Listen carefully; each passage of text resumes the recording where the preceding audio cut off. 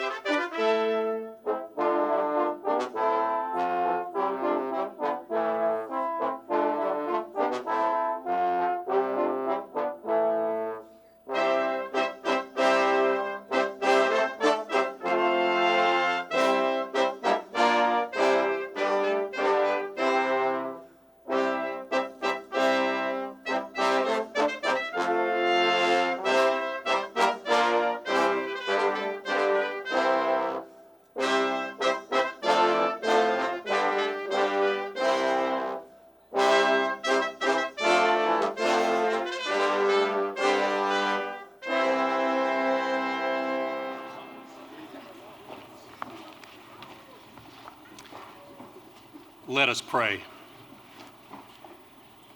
Giver of all wisdom, Spirit of ages, light of life, God whose height surpasses our imagination and whose depth reaches far beneath our consciousness. Today is a monument to accomplishment. Each course taken a brick in the walls of Wade Chapel, carefully coaxed in place by faculty and staff, coaches, classmates, and mentors, secured with the curious mortar of students striving to come into their own, seeking to serve our motto, pro humanitate, by honoring the resources you have bestowed in their hearts and minds and bodies and souls. We gather this beautiful spring morning to express our awe at this collective accomplishment, stretching our shoulders backward and turning our eyes upward to envision all that is yet to build, even as we marvel at what has been constructed thus far. Giver of wisdom, Spirit of ages, light of life, this sacred moment envelops us. The surprising array of who we love and with whom we live, the numerous ways we experience the strengths and frailties of our bodies, the various places whence we come and to where we go, the different spiritual traditions and worldviews that excite our passions and receive our commitments. We are exquisite in our diversity. And yet here we gather as connected to each other as the night is to the day. We are Wake Forest, children of the universe, offspring of the Spirit, unique individuals, common humanity, progeny of the divine, giver of all wisdom, Spirit of ages, light of life. We pause to commit ourselves again to the human struggle for that ultimate, peaceful, pure truth, unnamed and unnameable, and give you thanks for the companionship of kindred souls. Listen carefully. It is here, in the silence. Listen deeply, the beating of our own hearts, calling us to be what we might become. Let us heed that call. Amen.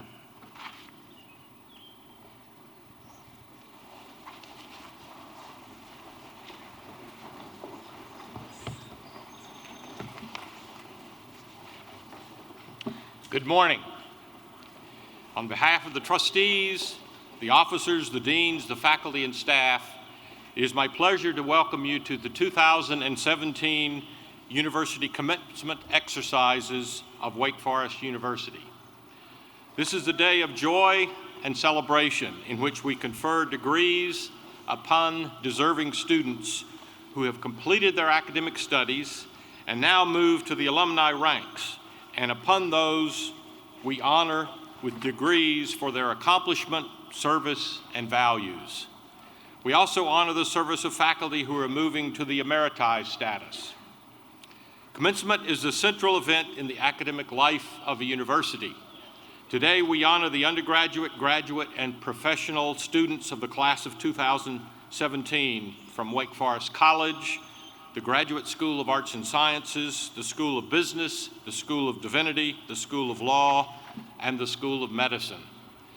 We welcome the families, loved ones, and friends of these graduates and friends of the university, all of you who join us today. Several members of our Wake Forest University Board of Trustees are on stage, and I ask that they stand now and be recognized.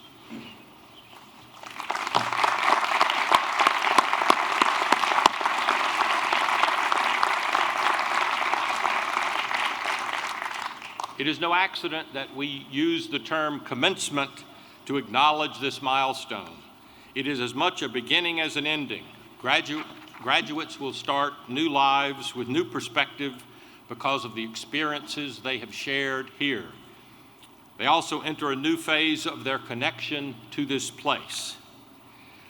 Though you have been students for a relatively short time, you will be alumni throughout your lives. As we send you forth, we look forward to welcoming you to Wake Forest from time to time.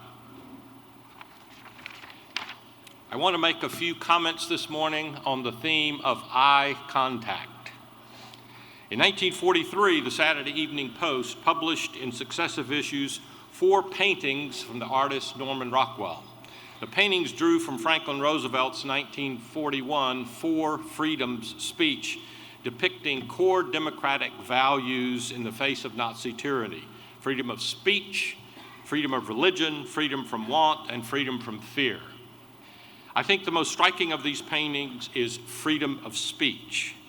The setting in the summer of 1942 is the town of Arlington, Vermont, where Rockwell was a new resident. The town councilors had announced their plans to build a new school, and only one resident, Jim Edgerton, objected to the proposed building, and during the evening's proceedings, he rose to speak. Edgerton was a young, working-class man with rough hands, plaid shirt, and stained jacket. Other more respectable citizens of the town surround him, men in coats and ties, a woman in a hat.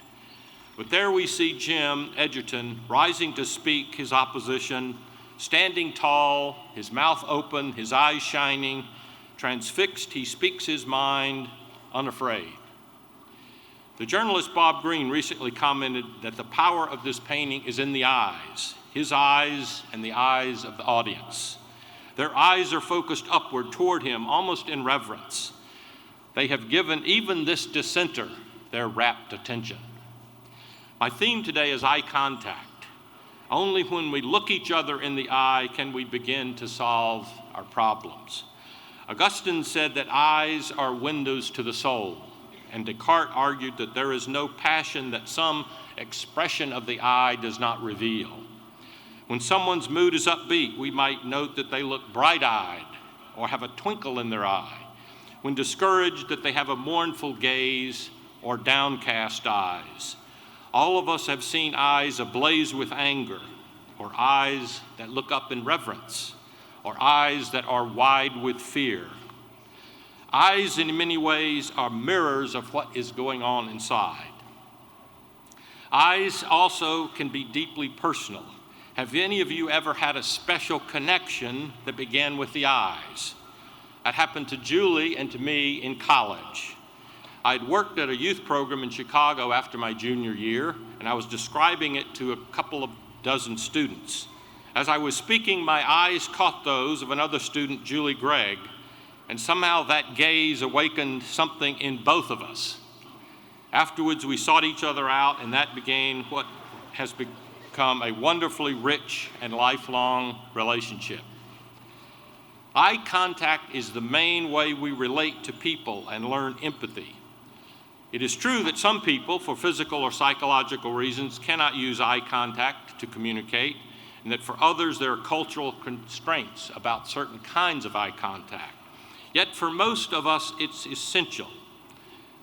Modern psychologists say that eye contact is the most powerful mode of establishing a link between humans. This is true even for babies who instinctively lock eyes with their caregivers. For adults, eye contact plays an equally important role in human connection. Northwestern Medical School found that patients of doctors who had more eye contact had better health outcomes and adhered to more medical advice. Another study found that increased amount of eye contact generated by a speaker significantly increases that speaker's credibility. Yet we live in a day when eye contact seems to be on the wane. I note this walking across campus, standing in an elevator, waiting in a hotel lobby, or riding a bus or a train. Everyone is together, but strangely alone. People are looking down at their smartphone screens rather than catching each other's eye and striking up a conversation. The question is whether we are losing some of our ability to connect deeply. Evidence suggests that our always-on life is in fact eroding our capacity for empathy. One study found a 40% drop in empathy among college students over the last 20 years, a decline the author suggests is due to less face-to-face contact.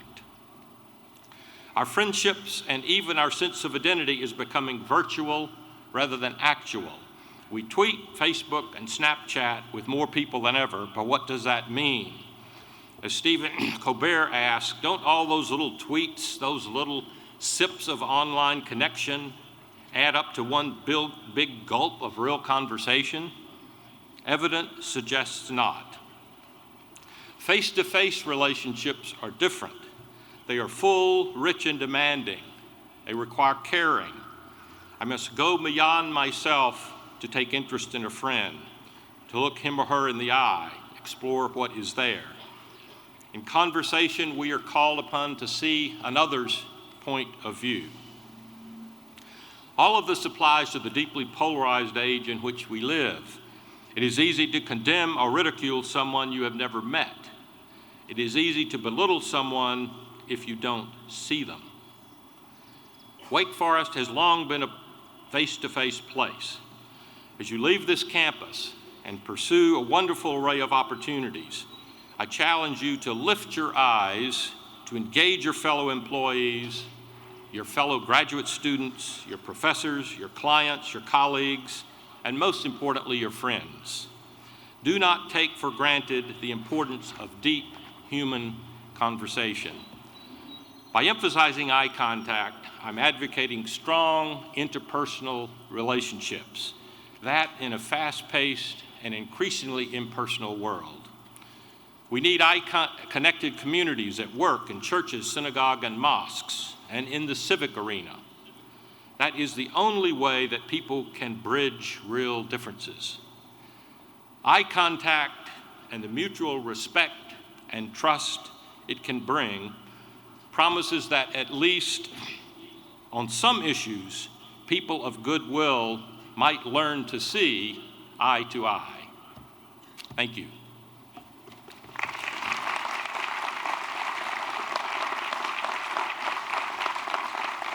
Now I invite Provost Rogan Kirsch to confer the honorary degrees.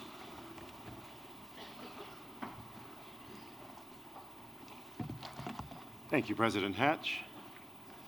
Doctoral degrees are awarded not only for completion of a course of study and the production of original scholarship that has the potential to improve the world, but also for actual accomplishments. Today, our university honors 7 individuals whose accomplishments and values are beautifully aligned with those of our university. Will Regina M. Benjamin please come forward to be recognized?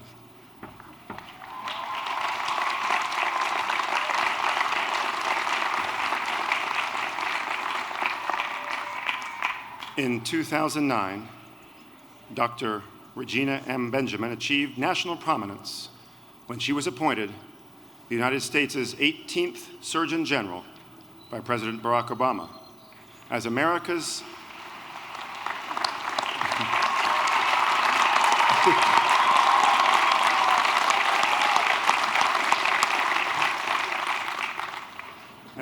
leading spokesperson on public health. Dr. Benjamin abandoned the treat sickness paradigm and chose instead to promote wellness and prevention initiatives based on a healthy lifestyle. It was undoubtedly Dr. Benjamin's long career of humanitarian spirit that earned the notice of President Obama. Dr. Benjamin gained recognition as the sole physician, serving an impoverished Alabama fishing town where few could afford to pay her medical fees. When she opened the Bayou La Batterie Rural Health Clinic in 1990, a resolve to serve the forgotten population prompted her to earn her MBA. She developed strong business acumen, raised money and accessed federal funds on behalf of her patients. Dr. Benjamin's altruistic spirit and dedication have not wavered since she opened her facility, and her perseverance is epitomized in a clinic that has been rebuilt multiple times after being destroyed by a fire, Hurricanes George and Hurricane Katrina. Because you exemplify the spirit of pro humanitate with your lifelong commitment to improving the lives of others, especially the impoverished, underserved among us, because you have inspired so many in the health professions to emphasize well-being and prevention, and given your remarkable record of excellence in all facets of your work as a physician, Regina M. Benjamin is recommended for the degree Doctor of Science. Upon the recommendation of the University Senate and with the approval of the Board of Trustees, I confer upon you, Regina M. Benjamin, the degree Doctor of Science, and I ask Dr. Brenda Latham Sadler to invest you with the university's hood.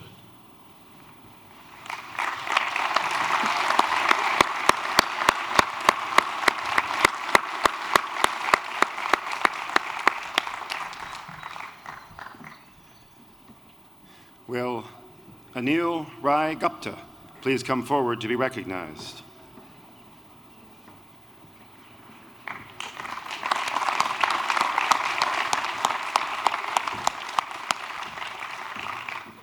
With an entrepreneurial spirit rooted firmly in a practical mindset, Anil Rai Gupta, Chairman and Managing Director of Havells India Limited, was instrumental in transforming a small electrical products company into a global brand.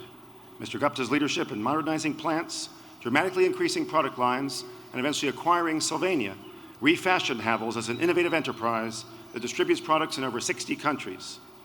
Growing up under the tutelage of his father, the company founder and a self-made first-generation entrepreneur, Mr. Gupta's strategy for making Havells a leading international company advanced his father's vision, perseverance, and calculated risk-taking.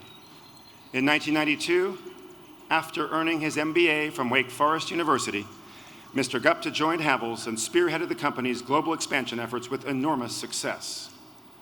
Because food security is a major concern in India, Mr. Gupta, who embraces our pro humanitate ideal of positively engaging society, launched a midday meal program that continues to serve the people of India. The program alleviates hunger among school children by providing a freshly cooked meal each school day to more than 50,000 students in the Alwar district of Rajasthan. For your bold and thoughtful approach to business management, for your deep commitment to corporate social responsibility and meaningful global citizenship, and for your unassailable belief in values-driven leadership, Anil Rai Gupta is recommended for the degree of Doctor of Laws.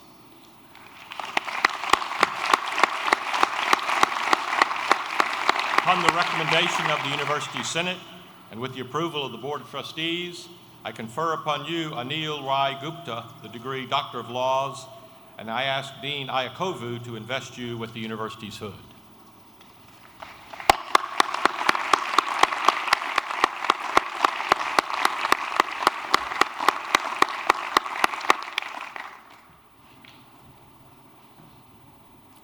Will Vivian Howard please come forward to be recognized?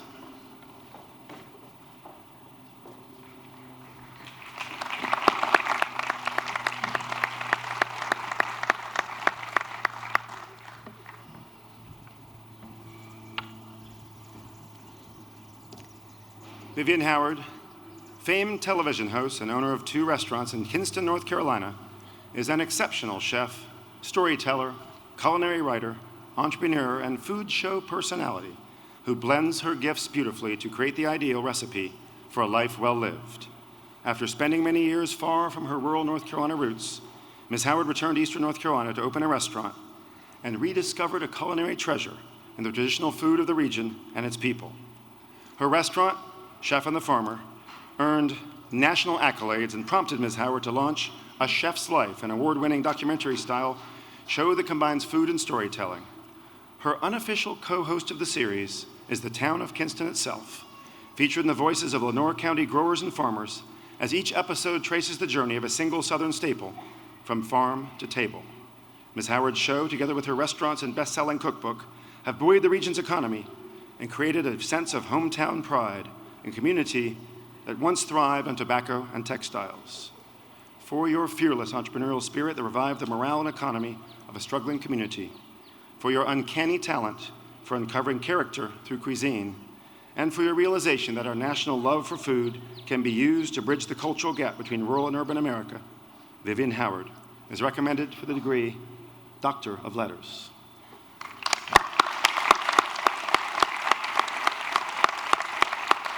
Upon the recommendation of the University Senate and with the approval of the Board of Trustees, I confer upon you, Vivian Howard, the degree Doctor of Letters, and I ask Associate Professor Derek Hicks to invest you with the university's hood.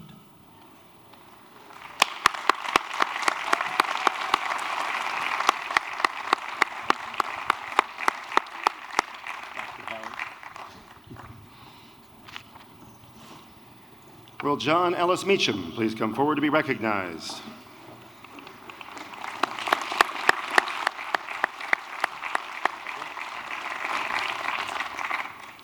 John Meacham believes that history is our greatest teacher. As a presidential historian, acclaimed journalist, and Pulitzer Prize-winning author, Mr. Meacham affirms that the direction of American politics should be guided by the lessons of our past. Whether exploring the modern relevance of early presidents like Andrew Jackson and Thomas Jefferson, or shedding light on a legacy still evolving in George H.W. Bush, Mr. Meacham has an extraordinary gift for relating the shortcomings and successes of our leaders with profound empathy and honesty. Achieving political perspective by linking the past and present requires a creative mind, and Mr. Meacham credits his liberal arts education with his ability to connect the dots. He has written memorably about the need for educators to facilitate discovery by nurturing creativity, underscoring that the value of an education is not only a question of what graduates know, but how and why you know. For reminding us that to understand the present, we must always look to the past. For encouraging us to consider the humanity and not just the deeds of our leaders, and for serving as a shining example of the merits of a liberal arts education, John Ellis Meacham is recommended for the degree of Doctor of Letters.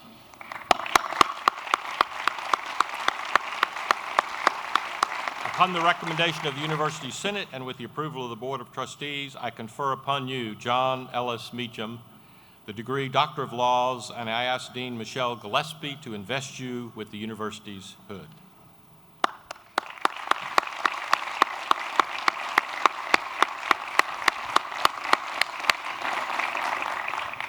Dr. Meacham, I presume. Will Kathy Killian Noe please come forward to be recognized?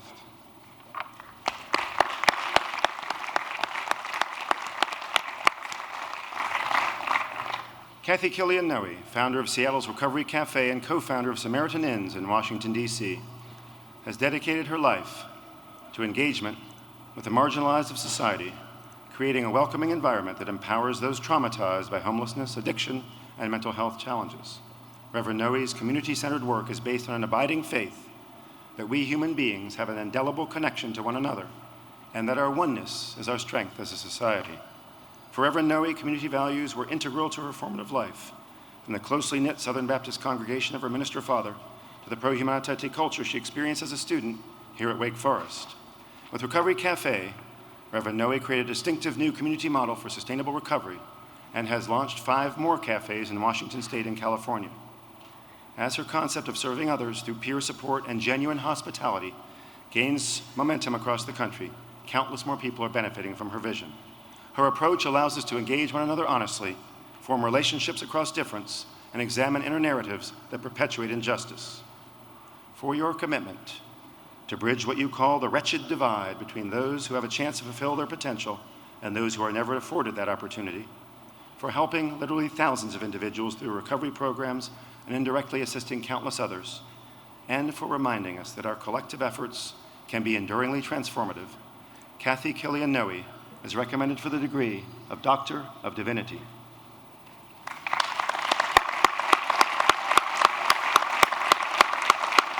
Upon the recommendation of the University Senate and with the approval of the Board of Trustees, I confer upon you, Kathy Killian Noe, the degree Doctor of Divinity, and I ask Dean Gail O'Day to invest you with the university's hood.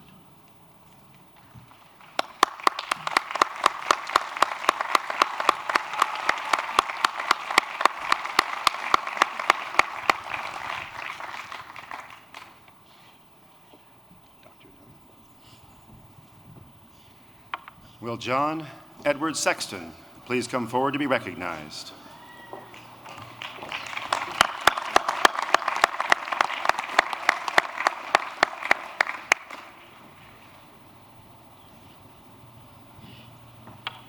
President Emeritus John Sexton transformed New York University during his 13-year tenure, globalizing its reach and strikingly strengthening its teaching and scholarship.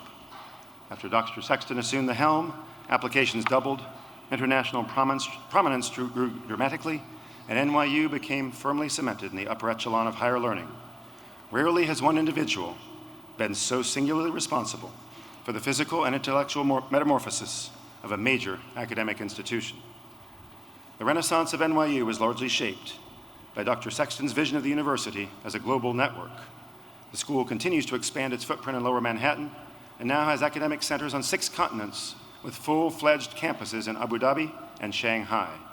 Under his administration, NYU professors earned 4 Nobel Prizes and 6 Pulitzers.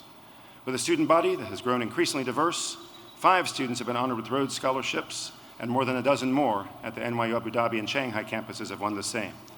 President Emeritus Sexton was a popular and beloved professor throughout his tenure, teaching a full load each year and fostering a rapport with students that few university administrators enjoy. He continues to teach at the NYU Law School, where he was a transformative dean before assuming the presidency. For reimagining the modern university as a global force for positive good, helping reshape urban idea capitals worldwide, for leading the metamorphosis of a downtown commuter school into an international higher education landmark, and all the while, for remaining mindful of the university's core purpose by so enthusiastically and inspiringly inhabiting the classroom yourself, President Emeritus John Edward Sexton is recommended for the degree of Doctor of Laws.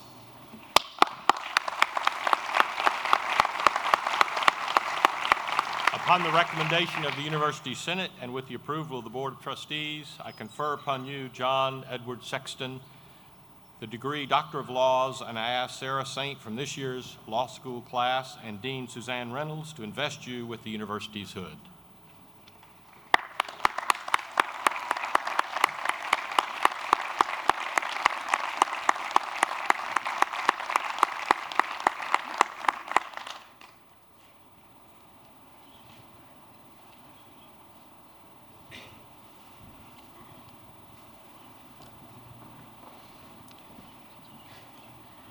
Will Brian A. Stevenson please come forward to be recognized?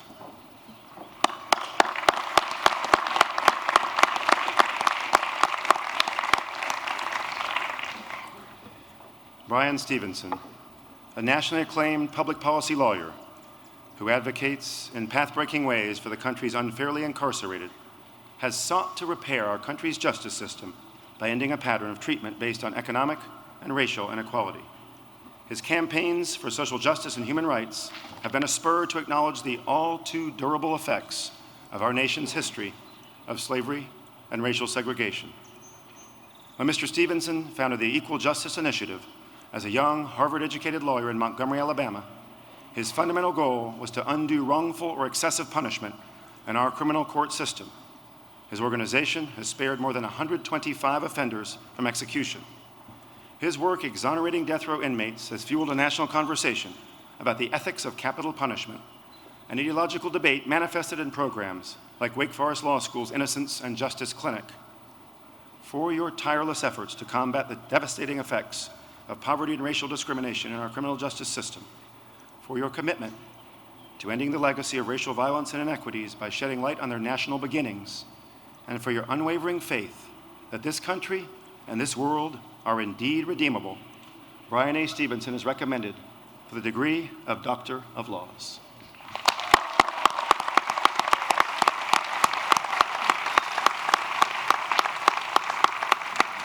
Upon the recommendation of the University Senate and with the approval of the Board of Trustees, I confer upon you, Brian A. Stevenson, the degree Doctor of Laws, and I ask Associate Professor Mark Rabel to invest you with the university's hood.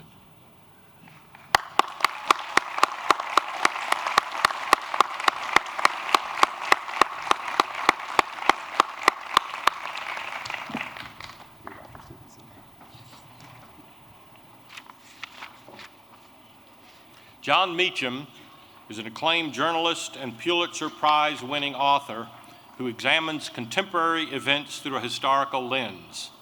As a renowned presidential biographer and recognized scholar in American history, Mr. Meacham is uniquely qualified to offer insight on the highly charged politics of today. His award-winning presidential profile, American Lion, Andrew Jackson in the White House, provides an in-depth look at a sometimes maligned figure. In keeping with his practice of delving below the surface, he encourages the reader to engage the populist president's complexity rather than embracing his caricature. Mr. Meacham is among the first to unravel the legacy of President George H.W. Bush in his latest presidential biography, and he is currently at work on a book about James and Dolly Madison.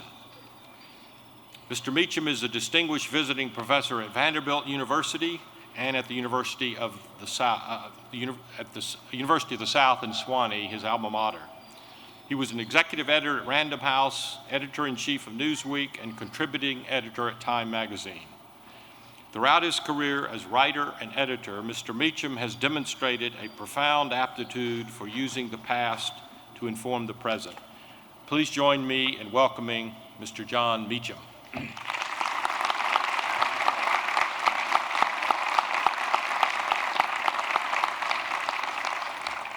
Thank you, Mr. President. Dean Gillespie, my fellow newly honored doctors, of which I have lowered the bar significantly. I will say being described as an acclaimed journalist is a little bit like being described as the best restaurant in a hospital, but I'll take it. Thank you. Honored trustees, faculty, class of 2017, and I have to say, most importantly, to the tuition-paying parents and patrons,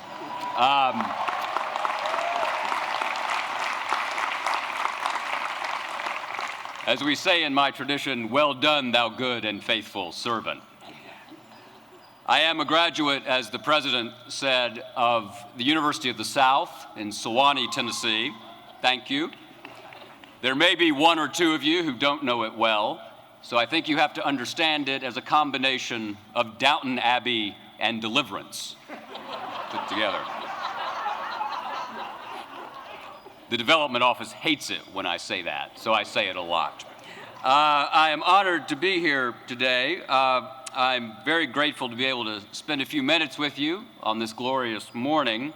I am an enormous admirer of President Hatch's, who's done so much memorable work, not only here at Wake Forest, but in the Republic of Letters on the intersection of two of the most fundamental forces in life, religion and politics, and how they together shape our common lives.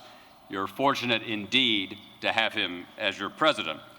And since that's coming from a Sewanee man, you know it's genuine.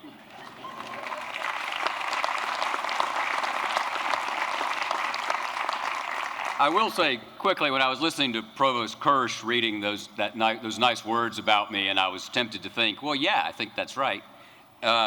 He's about got it.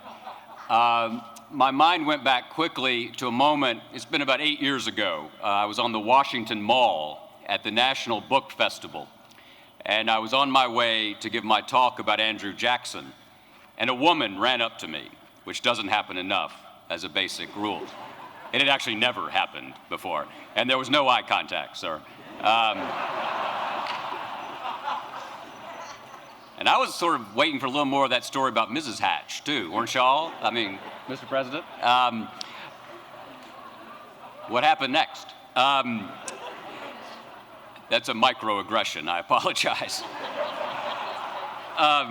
Or macro, who knows? But I was standing there, and a woman ran up, and she said, "Oh my God, it's you."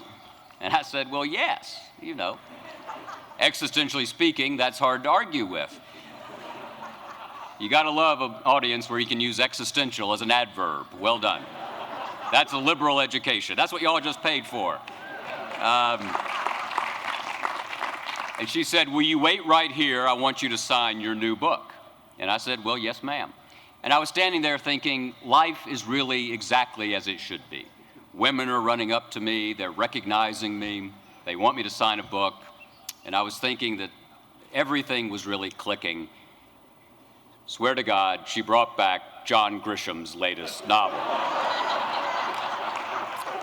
So whenever I think I have the world exactly where I want it, I remind myself that somewhere in America there is a woman with a forged copy of The Runaway Jury. Because what do? You got to sign. I mean, you can't, you know. And he's, by the way, taller and much richer. You're finishing your years here at a remarkable moment in the life of the American Republic. You may have noticed that. People will be discussing the events of the current age as long as the English language is spoken in any corner of the globe, as Winston Churchill once said. It is an hour of promise and of peril, of possibility and of risk, and it is, in other words, a rich and wonderful even wondrous moment to be embarking on lives of enormous consequence. I am, as you've heard, a historian, and so I'd like to take our brief time together to reflect on how the past, which can seem remote, what it can tell us about the present and the future. A quick spoiler alert, it has everything to do with who we are and what will become, for good and for ill. Remembrance lies at the heart of our common enterprise. The song of the aged Moses probably said it best. Remember the days of old, consider the years of many generations. Ask thy father, and he will show thee, thy elders, and they will tell thee. We look back in order to summon the strength and the courage to move forward. We do this collectively as a nation, and we do so in our individual lives too, born, as we have all read, ceaselessly back into the past. History and tradition are not infallible, but we have nowhere else to begin our deliberations about what we should do except with the fact of what we have done. And so my counsel to you is to try to make history your ally, not your enemy. It has been said that history is to a nation as memory is to a person. And while memories are sometimes painful, sometimes debilitating, experience proves that the past is a stubborn thing and as inevitable as the weather. As William Faulkner once remarked, the past is never dead, it isn't even past. It is a conversation between the living and the dead with the goal of improving the lot of those yet unborn. Liberally educated people, people like you, form the sure foundation of that ever-changing, ever-challenging conversation. To know that we have met seemingly intractable problems in ages past and overcome them should give us hope for years to come. Now, the world has already turned over many times since you've been in it.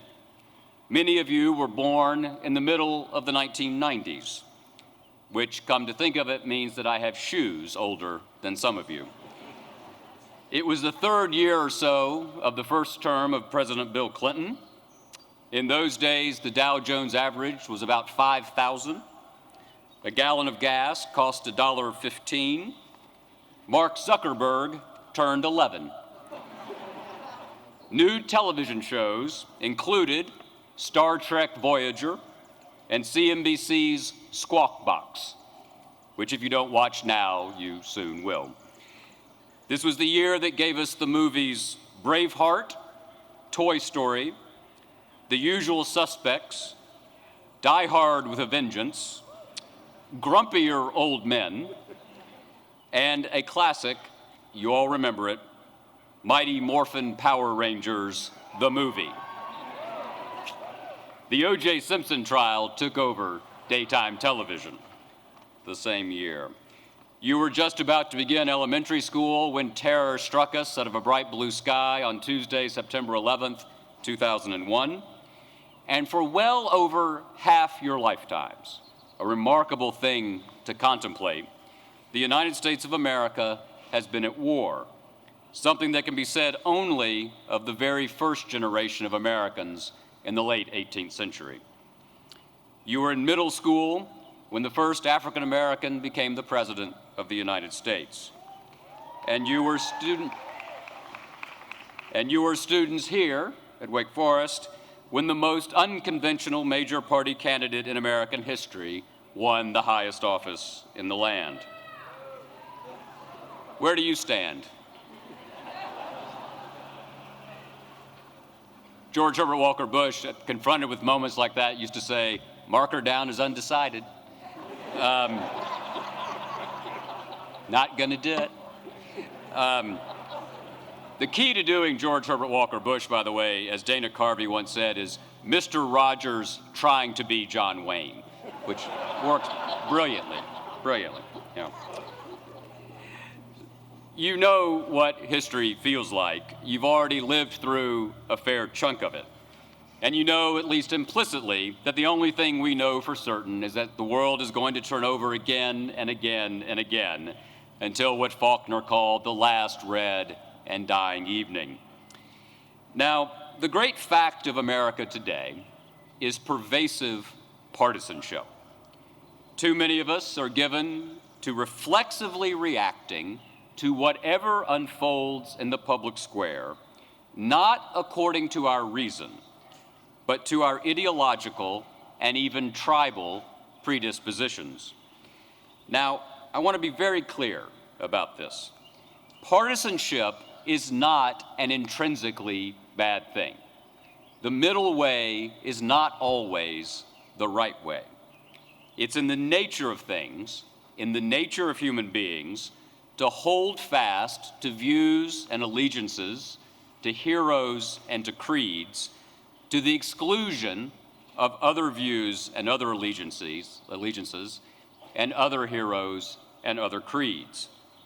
Such is politics, which is both an emotional and a rational undertaking. What is worth avoiding, however, and too many of us are doing too little to avoid this, is reflexive as opposed to reflective partisanship. The point of America is not for all of us to agree. That's impossible and undesirable in any event. Autocracies are about total agreement, or at least total submission. The American Republic is founded on the notion that even the person with whom I most stridently disagree may have something to say worth hearing and heeding. And the only way I can figure out whether that's the case, is by listening to that person, by weighing the relative merits of what is said, and then, only then, making up my mind. The danger, and this is all too pervasive at the moment, lies in my reflexively dismissing a point made by a person simply because that person is the one making the point. That's a foreclosure of reason. I'd argue that's a sin, because the human capacity for judgment, however flawed, however fallen, is the great gift that distinguishes us from the beasts of the field and the trees of the forest and the creatures of the sea. So I beg you, truly, be reflective about our public life. Make up your mind based on facts and on evidence, not alternative facts or alternative evidence.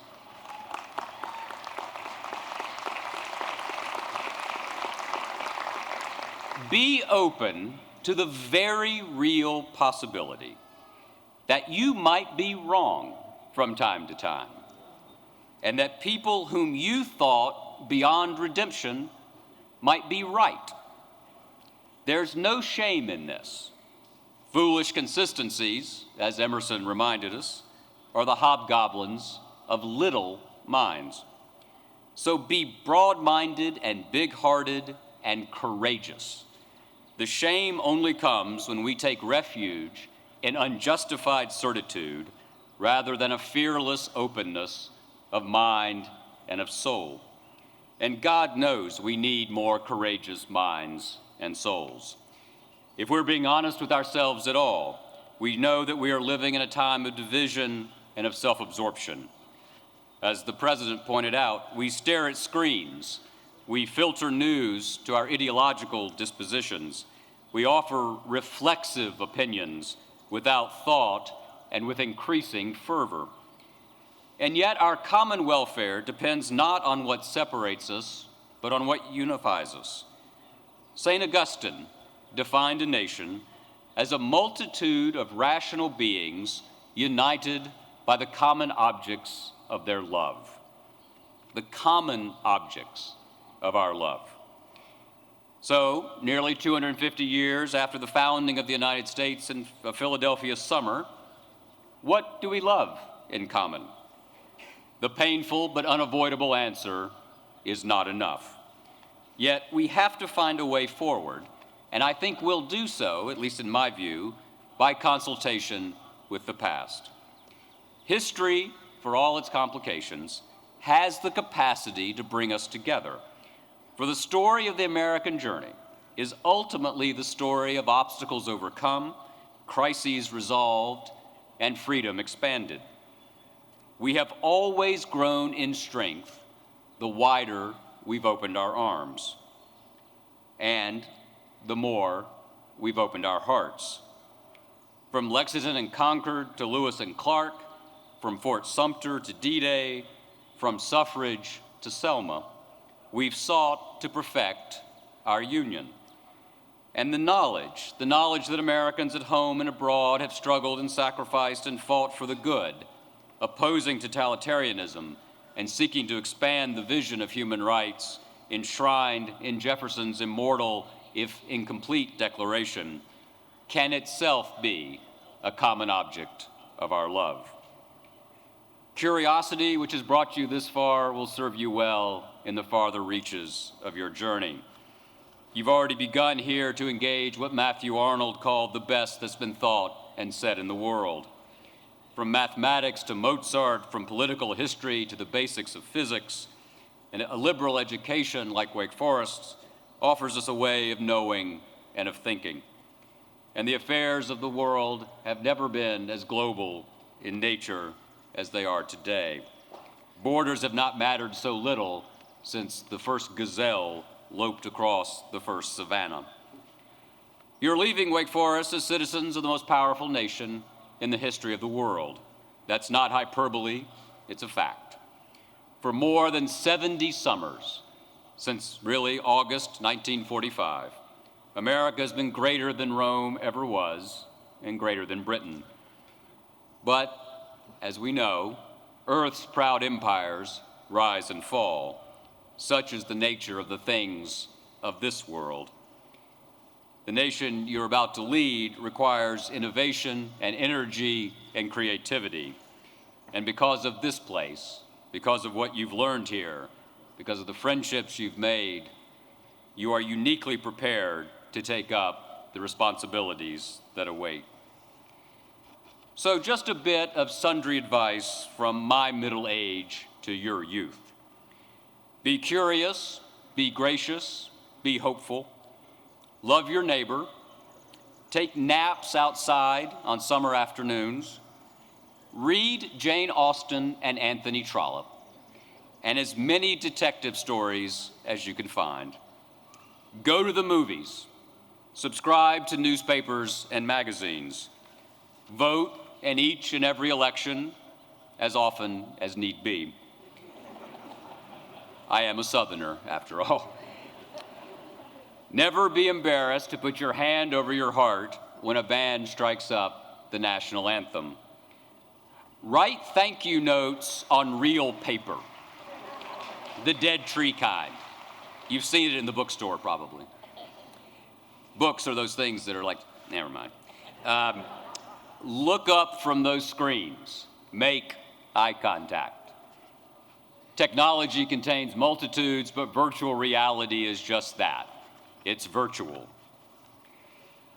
You all are about to make history, and the rest of us can't wait to see what you do with your hour upon the stage.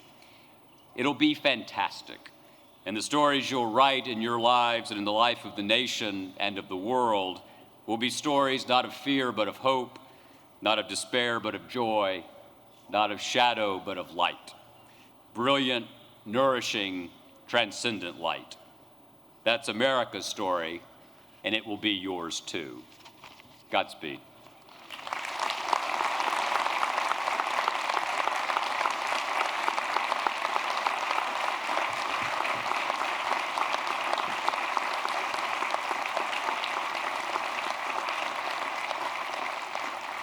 Thank you, Mr. Meacham, for those inspiring and challenging words about being reflective about the past in order to understand our present and be hopeful about the future. Now I invite Provost Kirsch to recognize our retiring faculty from the Renolda and the medical school campuses.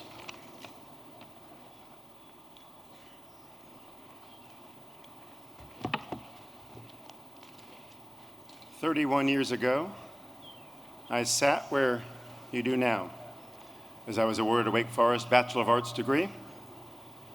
I've been talking to a number of you, especially these last 2 or 3 days, and I know that, like you, I was attracted to this institution in no small part because of our faculty, especially their profound commitment to student engagement and to educating the whole person.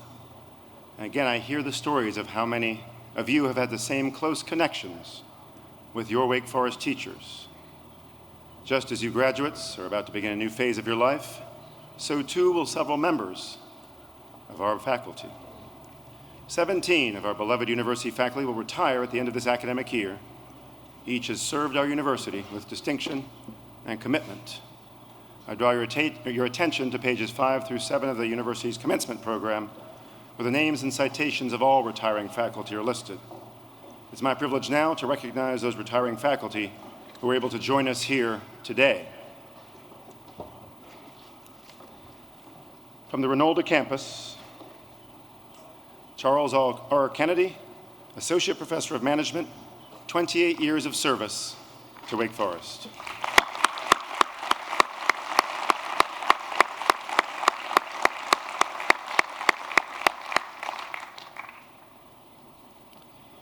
Joel S. Newman, Professor of Law, 41 years of service.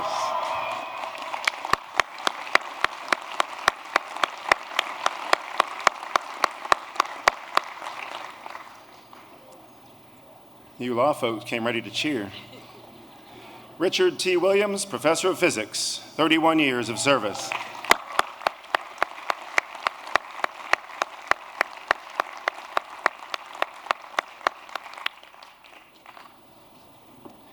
Kenneth A. Zick, Professor of Law and so much more, 41 years of service.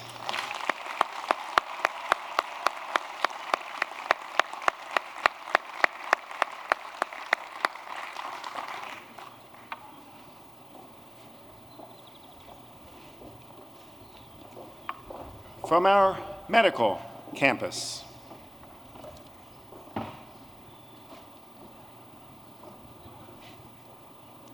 Stephen M. Block, Professor of Pediatrics, 33 years of service.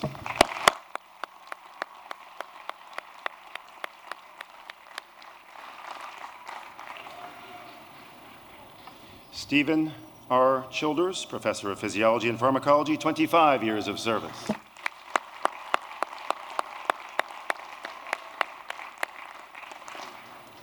David D. Hood, Professor of Anesthesiology, 29 years of service.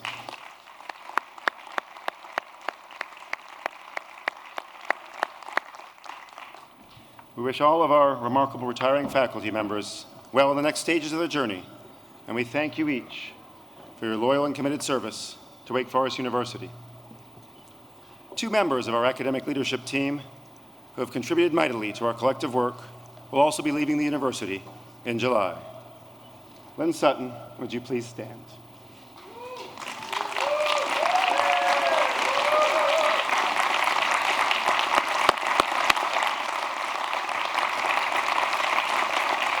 Vice Provost Lynn Sutton will be retiring to her beloved Beaufort, North Carolina, next month after 13 years of genuinely transformational leadership here at Wake Forest. Lynn arrived in 2004 as Dean of the Z. Smith Reynolds Library, and she led our beloved ZSR to be one of the most welcoming and intellectually curious places on campus, with a particular focus on outreach to students and faculty. Thanks to her inspiring direction of our highly talented ZSR team, our library was honored. This is kind of like the Academy Award for University Libraries, as the National American Council of Research Libraries Excellence in Academic Library Award during her tenure.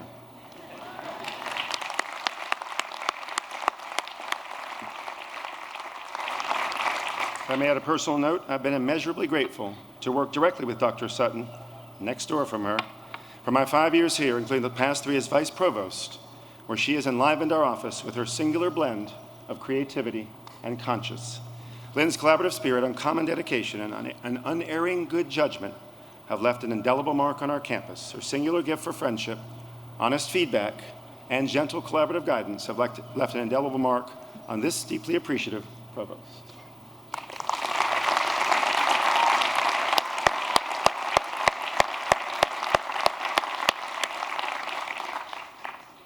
He didn't know this was coming, but Dean Abraham, would you please stand?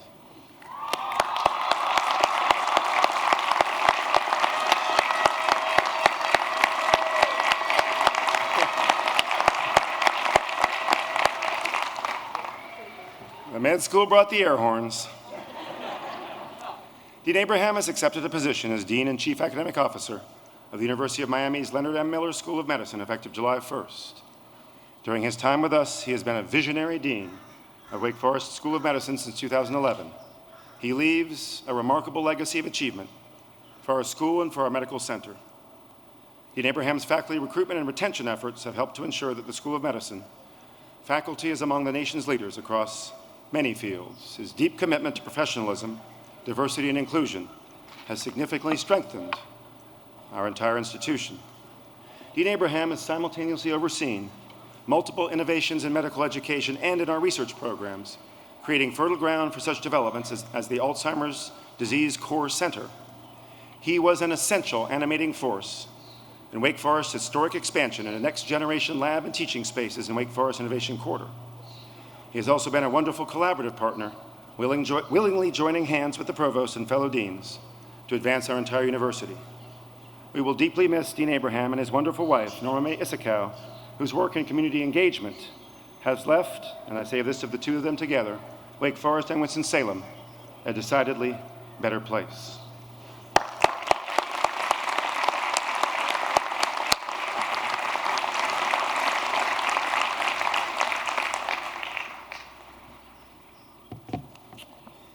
The dean of each of the schools and the college will now formally present their candidates for degrees. I call upon the dean of the Graduate School of Arts and Sciences, Bradley Jones, to present his candidates for degree.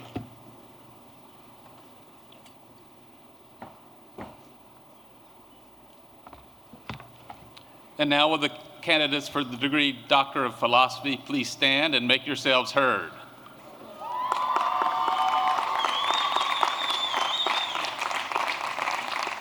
Excellent. You're small in number but large in voice. President Hatch, these candidates have completed all of the requirements for the degree Doctor of Philosophy. It is with great pleasure that I present them to you on behalf of the faculty of the Graduate School of Arts and Sciences for the conferral of their degree.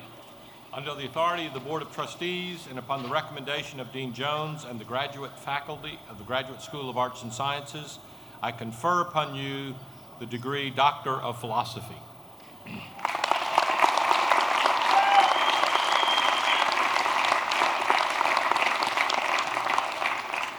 Well done, PhDs. And now with the largest cohort ever to graduate from the Graduate School of Arts and Sciences, the candidates for the degree Master of Arts, Master of Science, Master of Fine Arts, and Master of Arts in Liberal Studies in the Graduate School of Arts and Sciences, please stand and make yourselves heard.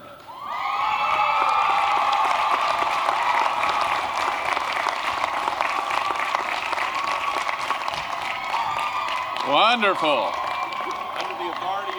Trustees and upon the recommendation of Dean Jones and the Graduate School of Arts and Sciences faculty, I confer upon you the degrees of Master of Arts, Master of Science, Master of Fine Arts, and Master of Arts in Liberal Studies as is appropriate. Well done.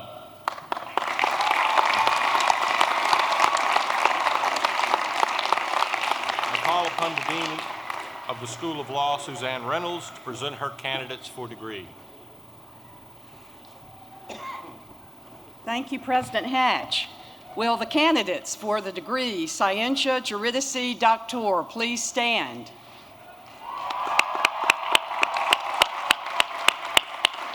Well done, JDs and their parents and friends. President Hatch, these candidates have completed all of the requirements for the degree of Scientia Juridici Doctor, and it is with great pleasure that I present them to you on behalf of the faculty of the School of Law for the conferral of their degrees. Under the authority of the Board of Trustees and upon the recommendation of Dean Reynolds and the School of Law faculty, I confer upon you the degree Scientia Juridici Doctor.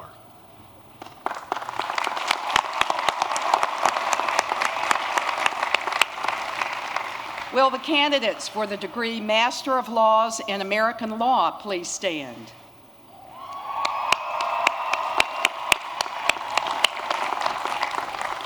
President Hatch, these candidates have completed all of the requirements for the degree of Master of Laws in American Law, and it is with great pleasure that I present them to you on behalf of the faculty of the School of Law for the conferral of their degree. Under the authority of the Board of Trustees and upon the recommendation of Dean Reynolds and the School of Law faculty, I confer upon you the degree Master of Laws in American Law.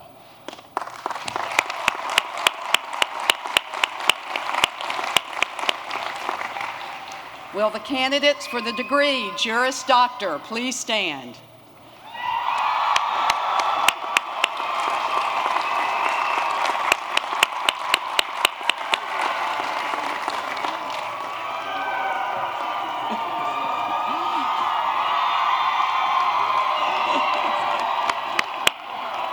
You're wonderful. President Hatch, these rowdy candidates have completed all of the requirements for the degree Juris Doctor, and it is with great pleasure that I present them to you on behalf of the faculty of the School of Law for the conferral of their degree. Under the authority of the Board of Trustees and upon the recommendation of Dean Reynolds and the School of Law faculty, I confer upon you the degree Juris Doctor.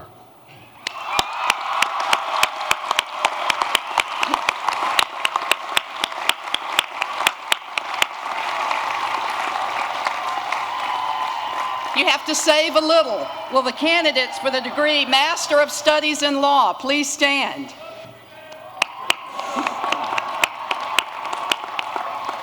President Hatch, these candidates have completed all of the requirements for the degree Master of Studies of Law, and it is with pleasure that I present them to you on behalf of the faculty of the School of Law for the conferral of their degree.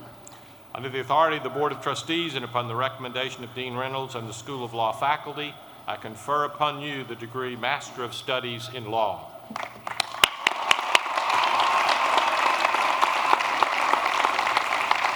I call upon the Dean of the Wake Forest School of Medicine, Ed Abraham, to present his candidates for degree. Thank you, President Hatch. Will the candidates for the degree Doctor of Medicine please stand?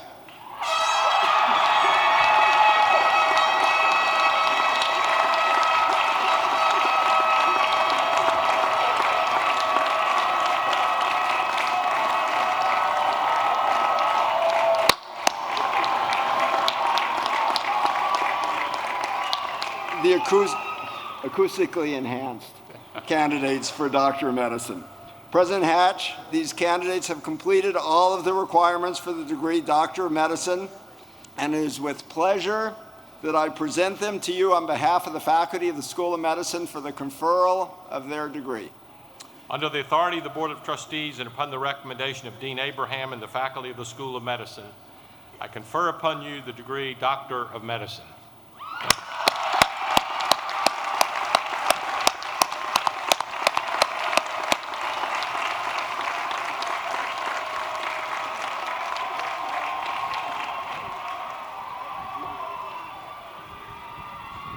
Will the candidates for the degree Master of Medical Science please stand?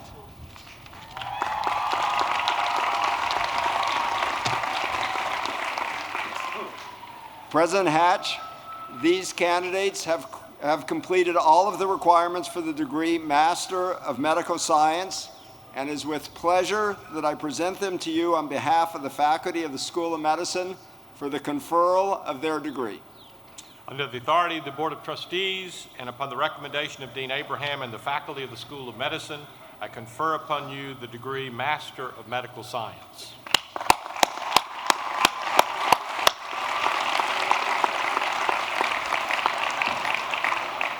I call upon the Dean of the School of Business, Charles Iacovu, to present his graduate candidates for degree. Thank you, President Hatch. Will the candidates for the degree Master of Business Administration please stand?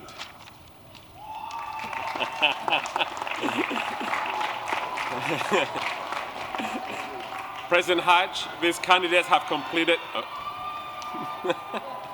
President Hatch, these candidates have completed all of the requirements for the degree Master of Business Administration, and it is with pleasure that I present them to you on behalf of the faculty of the School of Business for the conferral of their degree. Under the authority of the Board of Trustees and upon the recommendation of Dean Iakovu and the faculty of the School of Business, I confer upon you the degree Master of Business Administration.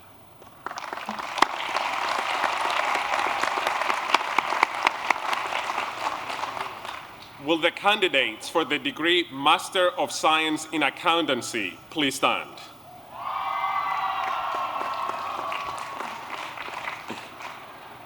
President Hatch, these candidates have completed all of the requirements for the degree Master of Science in Accountancy, and it is with pleasure that I present them to you on behalf of the faculty of the School of Business for the conferral of their degree.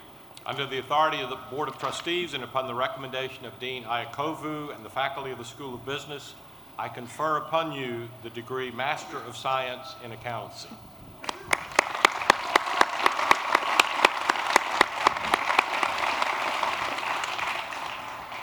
Will the candidates for the degree Master of Arts in Management please stand?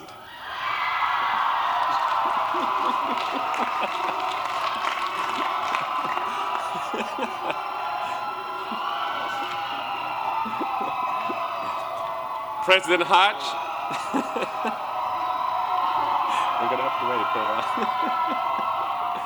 President Hatch, these candidates have completed all of the requirements for the degree Master of Arts in Management, and it is with pleasure that I present them to you on behalf of the faculty of the School of Business for the conferral of their degree. Under the authority of the Board of Trustees and upon the recommendation of Dean Iakovu and the faculty of the School of Business, I confer upon you the degree Master of Arts in Management.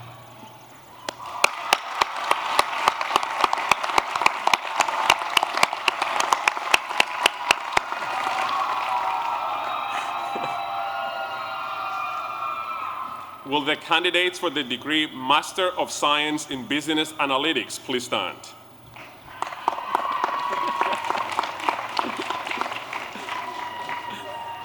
President Hatch, these candidates have completed all of the requirements for the degree Master of Science in Business Analytics, and it is with pleasure that I present them to you on behalf of the faculty of the School of Business for the conferral of their degree. Under the authority of the Board of Trustees and upon the recommendation of Dean Iakovu and the faculty of the School of Business, I confer upon you the degree Master of Science in Business Analytics.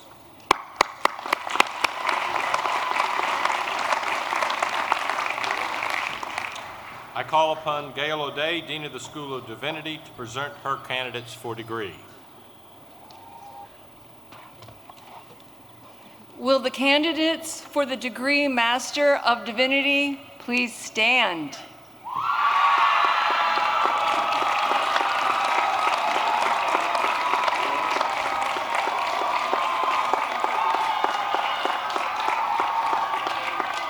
President Hatch. These candidates have completed all of the requirements for the degree Master of Divinity. And it is with pleasure and deep love that I present them to you on behalf of the faculty of the School of Divinity for the conferral of their degree. Under the authority of the Board of Trustees and upon the recommendation of Dean O'Day and the faculty of the School of Divinity, I confer upon you the degree Master of Divinity.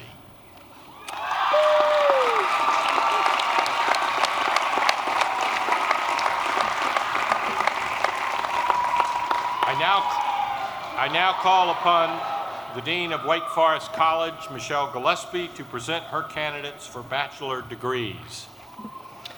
Will the candidates for the degree Bachelor of Arts please stand?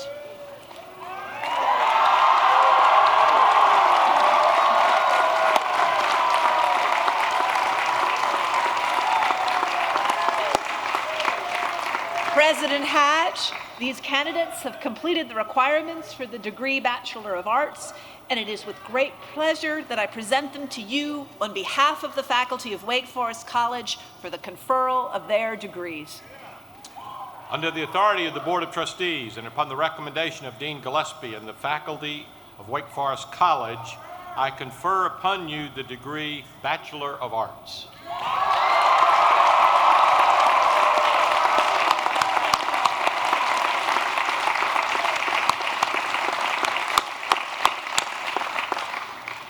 In the Wake Forest College, will the candidates for the degree Bachelor of Science please stand?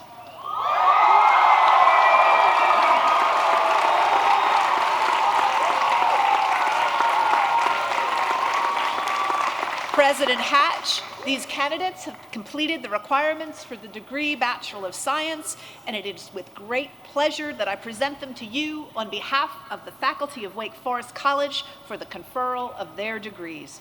Upon the authority of the Board of Trustees and upon the recommendation of Dean Gillespie and the faculty of Wake Forest College, I confer upon you the degree Bachelor of Science.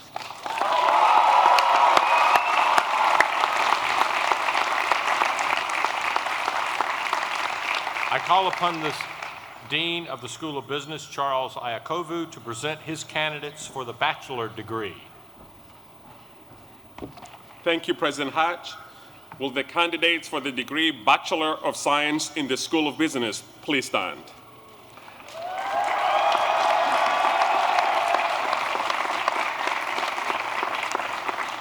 President Hatch, these candidates have completed the requirements for the degree Bachelor of Science, and it is with pleasure that I present them to you on behalf of the faculty of the School of Business for the conferral of their degree. Under the authority of the Board of Trustees and upon the recommendation of Dean Iacovu and the faculty of the School of Business, I confer upon you the degree Bachelor of Science.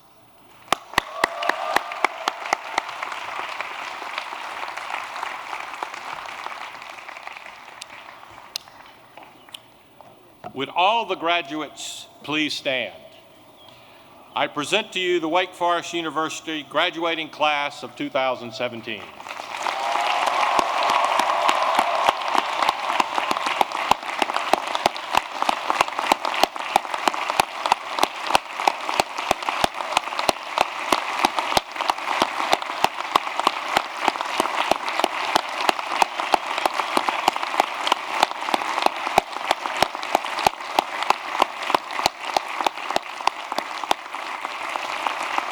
You may be seated. Let me offer each of you a word of deep congratulations. As you move on from here, please know that among the red brick, the wrought iron, the magnolias, and the tens of thousands who call themselves Wake Foresters, you will always have a home here.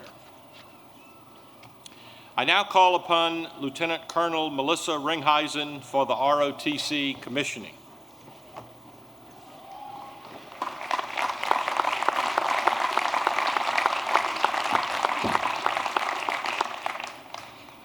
Ladies and gentlemen, it is my honor to present to you the young men and women of the Army ROTC program and the Marine Corps commissioning program this year.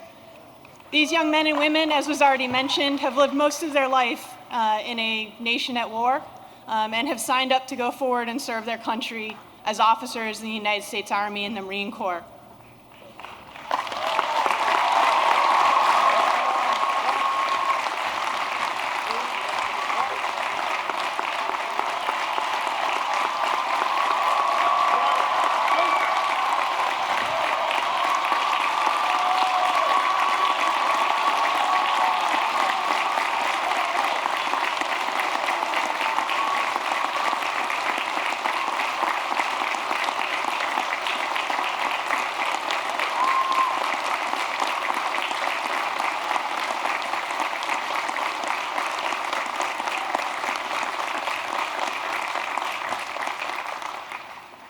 In order to commission, all officers must swear an oath to defend the Constitution of the United States, and at this time I will give these officers their oath. Please raise your right hand and repeat after me. I state your name. Having been appointed an officer in the United States military, do solemnly, in the grade of second lieutenant, do solemnly swear that I will support and defend the Constitution of the United States against all enemies, foreign and domestic, that I will bear true faith and allegiance to the same, that I take this obligation freely, without any mental reservation or purpose of evasion, and that I will well and faithfully discharge the duties of the office upon which I am about to enter. So help me God. Please join me in congratulating the youngest lieutenants in the United States Army and Marine Corps.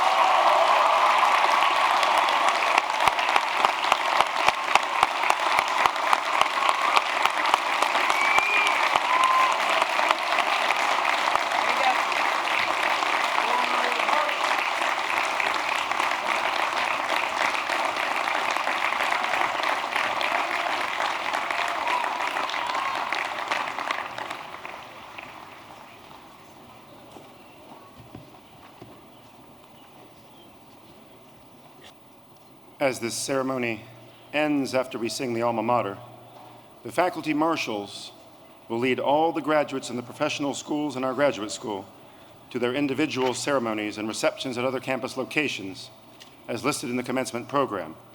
We ask all guests to remain seated, again after the singing of the alma mater, until these graduates have departed and the aisles are clear. The undergraduate diploma ceremony will begin from this stage approximately 10 minutes from the conclusion of this ceremony. Bachelor of Arts and Bachelor of Science graduates, please remain at your seat and in the order you have been seated. Guests of the undergraduates are encouraged to fill in the vacated seats nearer the stage, but please wait until the faculty marshals direct you to do so. Thank you.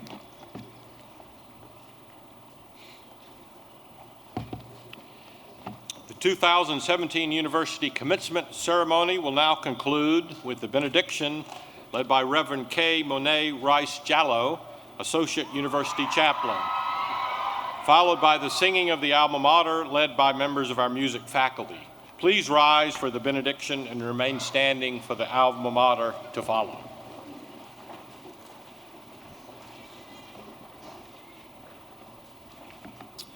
Receive now this benediction. Go forth in confidence and in joy, proud of all that you have accomplished here today, but knowing that the world is awaiting your contribution, your ability to heal. Go forth knowing that today marks not an ending, but a transition into new possibilities. Go forth knowing that everything that you need for the journey, the divine has already placed within you. Go forth fearlessly doing justice, openly loving mercy, and intensely walking humble, remembering that you are to forever be pro humanitate. And may the Spirit of the divine go with you, blessing you and keeping you along the way. Go and be excellent. Go forth in peace.